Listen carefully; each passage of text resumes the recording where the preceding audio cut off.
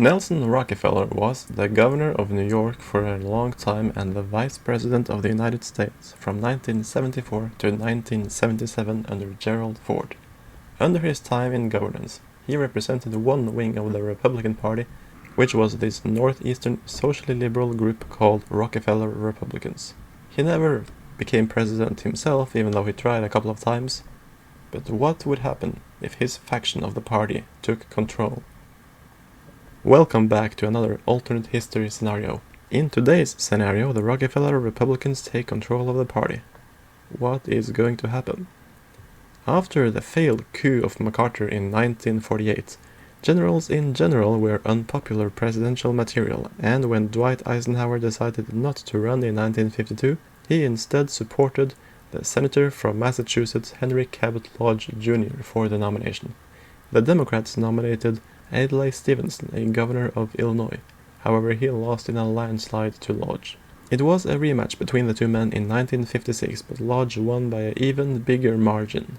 Despite at times having poor economic performances, Lodge was popular, and in 1960 the governor of New York, Nelson Rockefeller, was elected in his place, making it the third consecutive election that the Republicans won.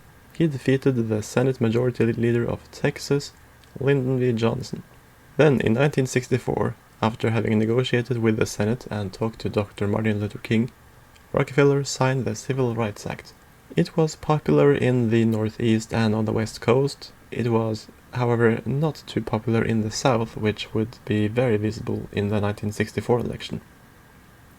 As the economy was not too good, and Rockefeller had completely lost the South, he lost his 1964 re-election bid to the governor of Texas, John Connally, who defeated him by taking important swing states like Missouri, Ohio, and Pennsylvania. He also carried every southern state.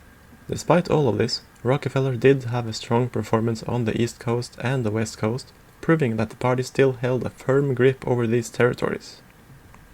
Then, in 1968, Connally sought re-election.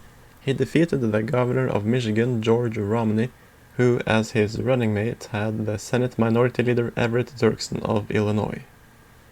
However, during the late 60s and early 70s, the Vietnam War was raging, which hammered the popularity of the incumbent administration. In 1972, Richard Nixon defeated Senator from Minnesota Eugene McCarthy.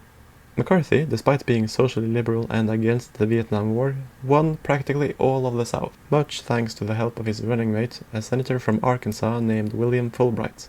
Nixon, however, did still win what many consider a landslide. And in 1976, Nixon sought and won re-election against Washington Senator Henry Jackson. Vice President Ford also won another term against Senator of Indiana Birch Bayh. In the following years, the United States continued to elect Southern Democrats and Northeastern Republicans to its highest office, starting in 1980 with Ernest Hollings.